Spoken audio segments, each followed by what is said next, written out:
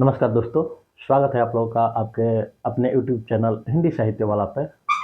और हम लोग की मुलाकात एक लंबे समय के बाद हो रही है। तो चलिए, आज की क्लास हम लोग की जो होगी वो आप लोग ऑलरेडी देख रहे हैं कि व्हाइट बोर्ड पे लिखा है निबंध, तो इसी के क्रम में होगी। आप लोगों को मालूम है दोस्तों कि परीक्षा के कुछ ही दिन बचे हैं, तो शेष बचे दिनों में हम लोग इस टॉपिक पे उन चीज़ों पे फोकस करेंगे जहाँ से क्वेश्चन बनते हैं और जिस तरह के क्वेश्चन आते हैं। और हम लोग इस जो यूजी नेट का सिलेबस है इसमें उन टॉपिक्स पे चर्चा करेंगे ज़्यादातर, जैसे कि कविता है, कहानी है, निबंध है, उपन्यास है, आत्मकथा, रिपोर्टाज, जो लास्ट वाला सेशन है अन्य गतिविधि है, उस पर हम लोग फोकस करेंगे। बाकी जो स्टार्टिंग का है, जैसे हिंदी साहित्य का इतिहास है, साहित्य शास्त्र है और वैचारिक पृष्ठभूमि वाला जो टॉपिक्स है, उसको लगभग लगभग सभी पढ़ते हैं। वहाँ से क्वेश्चन जिस तरीके से बनते हैं लगभग हर लोग किसी न किसी तरीके से हल कर ही लेते हैं। लेकिन ये जो निबंध, कहानी और कविता वाला पोर्शन है, यहाँ से क्वेश्चन पूछने का तरीका ही अलग हो गया है। ऑप्शन और केवल पंक्तियाँ देख के ना पूछ के यहाँ से अब ये भी पूछ दे रहा है कि किस पात्र द्वारा ये बात कही गई है, और या इसके अलावा ये कि ये संवाद किन किन पात्रों के बीच है। ठीक है, तो उसी क्रम में हम लोग तैयारी करेंगे। ठीक है, इसको एक क्रैश कोर्स के भी रूप में आप लोग ले सकते हैं। तो चलिए देखते हैं निबंध। और निबंध से संबंधित हम लोग उन महत्वपूर्ण पंक्तियों पर बात करेंगे जो निबंध से संबंधित आते हैं हम लोग के पेपर में। तो आइए सबसे पहले देखते हैं कि निबंध में हम लोग का इस सिलेबस में कौन कौन से निबंध पढ़ने हैं और उनके बारे में थोड़ा बहुत जानेंगे, उनका प्रकाशन काल किस पत्रिका से प्रकाशित हुए थे। ठीक है, तो आज की क्लास में हम लोग बस इतना ही पढ़ेंगे। चलिए शुरुआत करते हैं। जैसा कि आप लोग देख लिया है कि व्हाइट बोर्ड पर ऑलरेडी लिखा जा चुका है निबंध, और ये हम लोग का जो सिलेबस है उसमें यूनिट नंबर आपका 9 है, तो यूनिट नंबर 9 है।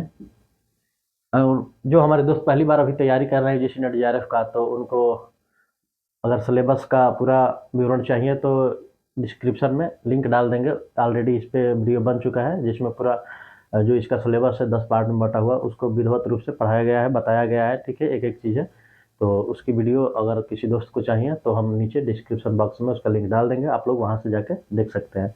ठीक है, तो आइए हम लोग चर्चा कर लेते हैं कि इस जो यूनिट है इसमें कौन कौन से हम लोग को निबंध पढ़ने हैं। ठीक है, तो जो सबसे पहला नाम आता है हम लोग को सिलेबस में वो है भारतेंदु जी का। तो चलिए लिख लेते हैं। आप लोग अगर नहीं है सिलेबस तो लिख सकते हैं यहाँ से, भारतेंदु। ठीक है, इनके 2 निबंध पढ़ने हैं हम लोगों के सिलेबस में। एक है ट्रिपल डी, जिसको दिल्ली दरबार दर्पण के नाम से जाना जाता है। ठीक है, तो दिल्ली दरबार और दर्पण, ये नाम है इनका निबंध का। ठीक है, जो हम लोग को सिलेबस में है। और जो इनका दूसरा निबंध आता है, जो दूसरा निबंध आता है वो है भारत वर्षोन्नति कैसे हो सकती है। ठीक है, तो भारत वर्षोन्नति, भारत वर्षोन्नति कैसे हो सकती है, तो दूसरा ये है।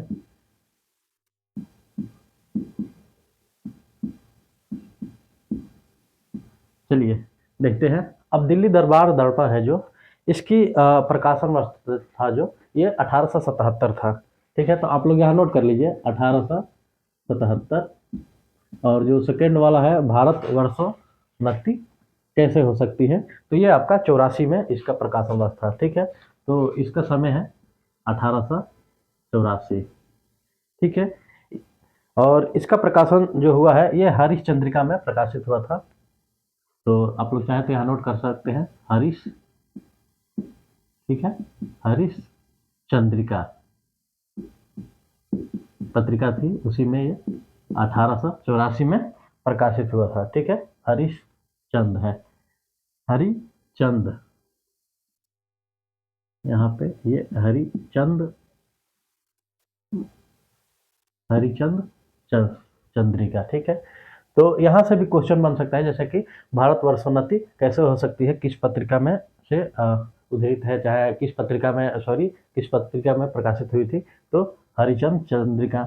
या ऑप्शन दोनों का याद हो गया तो यहाँ से भी क्वेश्चन क्योंकि आजकल क्वेश्चन ऐसे भी पूछ दे रहा है कि प्रकाशन वर्ष के अनुसार आपके पाठ्यक्रम में जो निबंध है तो उनका क्रम व्यवस्थित कीजिए, और वहाँ पे हम लोग का कूट में दे देता है ऑप्शन। तो क्वेश्चन पे भी बात करेंगे कि किस तरह के क्वेश्चन आ रहे हैं।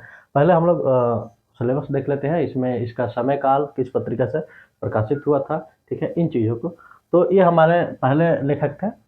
अब जो दूसरा नाम आता है वो है आपके प्रताप नारायण मिश्र, ठीक है, प्रताप नारायण मिश्र। कहीं कहीं आप इनका नाम पंडित प्रताप नारायण मिश्र ऐसे भी पाएंगे, ठीक है।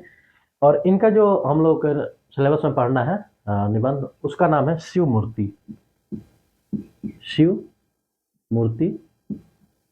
और ये निबंध पूरा एक तरफ से कह सकते हैं कि आध्यात्मिक है। इसमें मूर्तियों का, विभिन्न तरह की जो मूर्तियां होती है पूजा पाठ से संबंधित, पूरा विधिवत रूप से इसमें बताया गया है, ठीक है, इस निबंध में। अब जो तीसरे नंबर पे हम लोग के लेखक आते हैं सिलेबस में, उनका नाम है आपका बालकृष्ण भट्ट,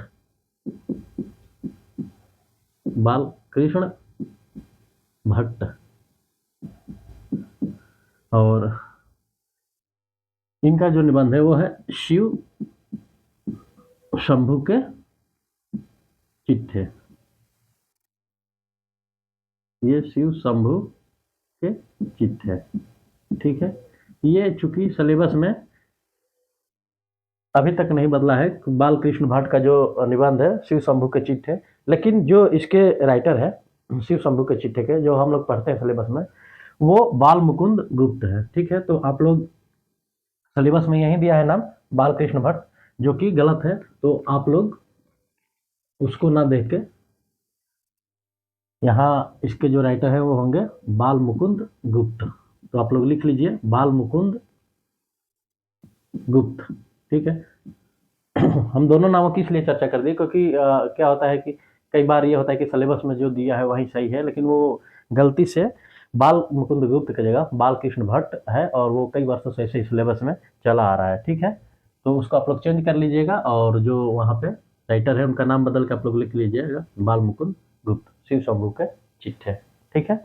नेक्स्ट जो हम लोग को लेखक पढ़ना है वो है आपके रामचंद्र शुक्ल जी।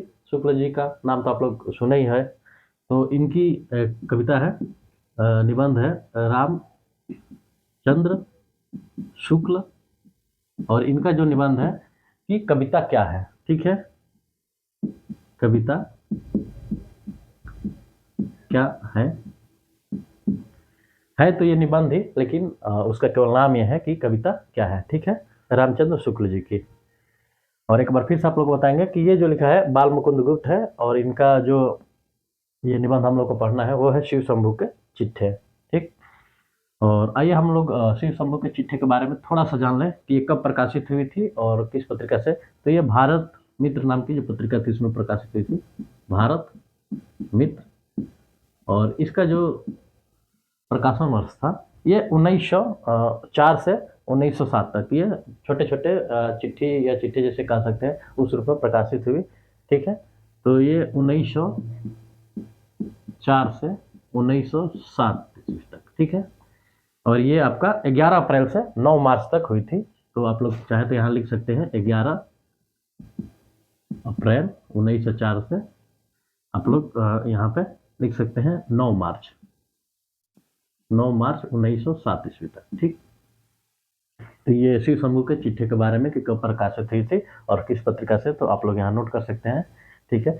कविता क्या है और इसके बारे में हम लोग देख सकते हैं, ये 1939 में प्रकाशित हुई थी। तो आप लोग लिख लीजिए 1939 ईस्वी में कविता क्या है, रामचंद्र शुक्ल की। जो नेक्स्ट आपके हम लोग को लेखक के बारे में पढ़ना है वो है हजारी प्रसाद द्विवेदी जी, और इनका जो निबंध है हम लोग का सिलेबस में कि नाखून क्यों बढ़ते हैं, ठीक है। तो हजारी प्रसाद द्विवेदी जी, शॉर्टकट में लिख दे रहे हैं हजारी प्रसाद द्विवेदी, ठीक है। और इनकी जो हम लोग का निबंध पढ़ना है सिलेबस में, नाखून क्यों बढ़ते हैं। तो नाखून क्यों बढ़ते हैं ये अब हम लोग जब पढ़ेंगे इस निबंध को तो पता चल जाएगा, ठीक है, कि नाखून क्यों बढ़ते हैं। और ये एक कल्पलता नाम के संग्रह था, उसी में संकलित ये निबंध है। और उसमें लगभग आपका 20 निबंध टोटल उसमें संग्रहित है उस निबंध संग्रह में। तो ये आप लोग नोट कर लीजिए कि यह जो निबंध है नाखून क्यों बढ़ते हैं, ये कल्पलता नाम का एक निबंध संग्रह है, उसी में ये संकलित है। ठीक है। नेक्स्ट जो हम लोग को 6 नंबर पे लेखक है वो है आपके विद्या निवास मिश्र। विद्या निवास मिश्र और इनका जो निबंध है हम लोग को जो पढ़ना है वो है मेरे राम का मुकुट भीग रहा है। ठीक है। तो मेरे राम का मुकुट भीग रहा है। तो ये निबंध हम लोग को पढ़ना है। और देखिए ये 1974 में, यहाँ पे डेट आप लोग नोट कर लीजिए, 1974 में ये प्रकाशित हुआ था। और ये जिस निबंध संग्रह में प्रकाशित हुआ था, निबंध संग्रह में, उसका भी नाम है मेरे राम का मुकुट भीग रहा है। तो इसी नाम का निबंध संग्रह है जिसमें 17, शायद अच्छे से नहीं याद कर पा रहे हैं, लेकिन लगभग 17 निबंध उसमें संग्रहित है। ठीक है, उस निबंध संग्रह में जो इसी नाम से है। तो आप लोग नोट कर लीजिएगा कि इसी नाम का एक निबंध संग्रह है। ये भी पूछ सकता है कि मेरे राम का मुकुट भीग रहा है किस निबंध संग्रह में संकलित है, और नीचे सेम नाम दे सकता है तो कन्फ्यूजन पैदा कर सकता है। तो इसलिए आप लोग इसको अच्छे से देख लीजिएगा एक बार। नेक्स्ट जो राइटर है हम लोग के सिलेबस में 7 नंबर, वो है आपके अध्यापक पूर्ण सिंह। अध्यापक पूर्ण सिंह। और इनका जो निबंध है हम लोग का सिलेबस में वो है मजदूरी और प्रेम। ठीक है, मजदूरी और प्रेम। तो मजदूरी और प्रेम के बीच क्या संबंध है, ये जानने के लिए हम लोग को यह कविता पढ़नी पड़ेगी जो 1912 में प्रकाशित हुई थी। ठीक है, इसका प्रकाशन वर्ष 1912 है।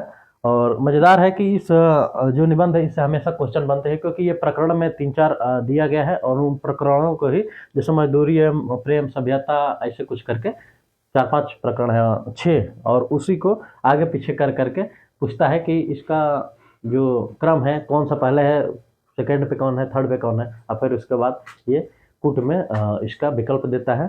ठीक है, और लगभग यहाँ से एक क्वेश्चन बन जाता है, आप लोग पेपर उठा के देखिएगा हर साल। ठीक है, नेक्स्ट आइए देखते हैं जो नेक्स्ट राइटर है हम लोग का, वो नाम है कुबेरनाथ राय।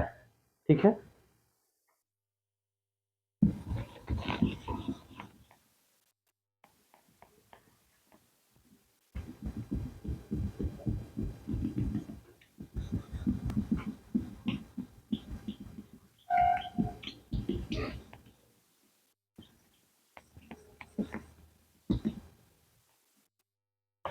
तो जो 9 नंबर पे है, 9 नंबर पे आप लोग देख सकते हैं कुबेर नाथ राय।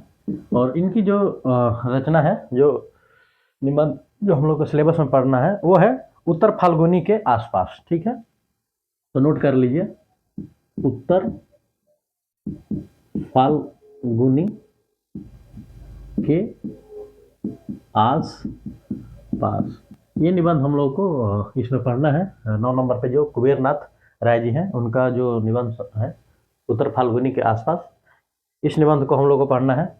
ठीक है, और ये विषाद योग एक निबंध संग्रह है, विषाद योग, नोट कर लीजिए, विषाद योग इस निबंध संग्रह में ये आपका संकलित था। और इसका समय वर्ष जो है ये 1947। ठीक है, 1947 में ये प्रकाशित हुआ था। ठीक है, और इसके बाद जो नेक्स्ट राइटर है 10 नंबर पे विवेकी राय। ठीक, विवेकी राय की जो आपका निबंध है, विवेकी राय, इनका जो निबंध है उठ जाग मुसाफिर।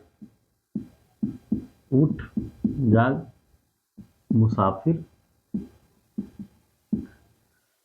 ठीक है, हम बोल भी रहे हैं तो उसको भी सुन के आप लोग लिख सकते हैं, या ऐसे सुन सकते हैं कि उठ जाग मुसाफिर। ये इनका निबंध संग्रह है, सॉरी निबंध है जो हम लोग को पढ़ना है। और ये जैसे मेरे राम का मुकुट भीग रहा है, इसी नाम से संग्रह में संकलित था। सेम टू सेम ये भी निबंध संग्रह है, उठ जाग मुसाफिर, और उसी में ये उठ जाग मुसाफिर निबंध संकलित है। ठीक है, तो ये भी क्वेश्चन बन सकता है कि उठ जाग मुसाफिर किस निबंध संग्रह में संकलित है, तो वहाँ पे कंफ्यूजन पैदा कर सकता है। जैसे उठ जाग मुसाफिर ये खुद ही निबंध है, और इसका जो प्रकाशित का टाइम है वो है 2012, ये 2012 में, ठीक है, प्रकाशित हुआ था। और जो हम लोग का एक नाम और बच रहा है सबसे लास्ट में, नामवर सिंह, तो आप लोग साइड में यहाँ नोट कर सकते हैं। देखिए नामवर सिंह यहाँ पे जो 11 नंबर के हैं, नामवर सिंह, और इनका जो निबंध हम लोग को पढ़ना है सिलेबस में वो है संस्कृति और सौंदर्य। तो यहाँ पे देख लीजिए, संस्कृति और सौंदर्य, और इसके बारे में हम लोग देखेंगे। तो ये 1900, यहाँ पे देख लीजिए साइड में, ये 1982 में प्रकाशित हुआ था, और ये दूसरी परंपरा की खोज, ठीक है, निबंध संग्रह नाम है इनका, दूसरी परंपरा की खोज, इसी में संकलित है निबंध संग्रह में। ठीक है, तो नामवर सिंह जो 11 नंबर पे है, इनका जो निबंध है संस्कृति और सौंदर्य 1982 में प्रकाशित हुआ था, और जो ये जिस निबंध संग्रह में प्रकाशित है उसका नाम है दूसरी परंपरा की खोज। तो ये हम लोग के सामने 11 रहे राइटर जिनको हम लोगों को जिनका निबंध पढ़ना है हम लोग को सिलेबस में, और हम लोगों ने उन निबंधों पर भी चर्चा किया कि कौन कौन से निबंध है। ठीक है, और लगभग हम लोगों ने सबका प्रकाशन वर्ष देख लिया, और किस निबंध संग्रह में जो महत्वपूर्ण निबंध है हम लोग का उन पर चर्चा भी की है कि कौन से निबंध संग्रह में है, कब प्रकाशित हुआ था, किस पत्रिका से हुआ था। ठीक है, तो इस पे हम लोगों ने पूरा विधिवत रूप से चर्चा किया। अब हम लोग क्या करेंगे कि नेक्स्ट क्लास से, जैसे कि निबंध है DDD दिल्ली दरबार दर्पण, ठीक है, या भारत वर्षोन्नति कैसे हो सकती है भारतेंदु जी की, तो भारतेंदु जी के बारे में हम लोग थोड़ा सा बहुत जानेंगे कि निबंध में कौन कौन से और भी निबंध उन्होंने लिखा है। ठीक है, डिटेल रूप में कि जो भी निबंध है उसके बारे में जान लें, क्योंकि निबंध से अगर क्वेश्चन बन रहे हैं तो जरूरी नहीं है कि जो सिलेबस में उसी से क्वेश्चन पूछे, हो सकता है कि अन्य जो उनकी रचनाएं हैं उसको भी क्रम में देकर पूछ सकता है कि कौन सा निबंध उनका है, नहीं है, या किस क्रम में उन्होंने लिखा है। तो कहते हैं हम लोग चर्चा करेंगे उनके निबंध संग्रहों पे, और कौन कौन से उनकी रचना निबंध है उस पर, और उसके साथ उनके बारे में, उनके जीवन के बारे में थोड़ा बहुत कि निबंध के क्षेत्र में कब से कार्य किए, या कितने सालों का उनका कार्यकाल रहा, और क्या क्या चीज़ें हैं, इस सब पे बात करेंगे। और निबंध कितने प्रकार के होते हैं, ऐतिहासिक, धार्मिक, हास्य व्यंग, जो भी है सब पे चर्चा करेंगे। ठीक है, नेक्स्ट क्लास से। तो चलिए हम लोग परीक्षा को दृष्टि में रखते हुए और उन्हीं चीज़ों पे जो महत्वपूर्ण पंक्तियाँ होती है निबंध की उस पर चर्चा कर लेंगे। ठीक है, और जो जैसे भारतेंदु जी का दिल्ली दरबार दर्पण है, तो इस निबंध में क्या बताया गया है और किस तरह से क्वेश्चन पूछते हैं। ठीक है, तो बाकी हम लोग समय गंवाए हुए मूल प्रति तो नहीं पढ़ेंगे, क्योंकि मूल प्रति पढ़ेंगे तो टाइम बहुत ज़्यादा लगेगा। मूल प्रति का PDF हम आपके डिस्क्रिप्शन बॉक्स में लिंक में डाल देंगे, आप लोग वहाँ से पढ़ते रहिएगा। ठीक है, लेकिन हम लोग चर्चा कर लेंगे बहुत अच्छे से। ठीक है, तो वहाँ पे लगभग सारी चीज़ें क्लियर हो जाएगी। तो दोस्तों आज के लिए इतना ही। हम लोगों ने यूनिट नंबर 9 जो हम लोग को GC नेट JRF में हिंदी साहित्य में सिलेबस में ये टॉपिक है उस पर चर्चा किया। 11 लेखक थे। ठीक है, टोटल आप लोग के सामने जो निबंध था उस पर भी हमने चर्चा किया, उनके समय वर्ष और किस प्रकाशन पत्रिका से प्रकाशित हुई थी। तो ठीक है, आप लोग को वीडियो अच्छी लगे तो आप लोग चैनल को लाइक, सब्सक्राइब और शेयर जरूर कीजिए, और क्लास में आप लोग बने रहिए कंटिन्यू। ठीक है, तो कल से क्लासेज आप लोगों को मिलती रहेगी पर यूनिट में जो भी आपके निबंध है, और हम लोग जल्दी ही पेपर से पहले ही बहुत सारी चीज़ें कवर कर लेंगे जो परीक्षा की दृष्टि से काफ़ी ही महत्वपूर्ण होने वाली है। तो ठीक है, आज के लिए इतना ही। मिलते हैं आप लोग से नेक्स्ट क्लास में निबंध से संबंधित जो स्टार्टिंग से जैसे भारतेंदु जी नेक्स्ट क्लास में आप लोगों की चर्चा होगी, तो हो सके तो आप लोग पढ़ लीजिएगा तो और ज़्यादा बेटर है। तो ठीक है, आज के लिए इतना ही। धन्यवाद।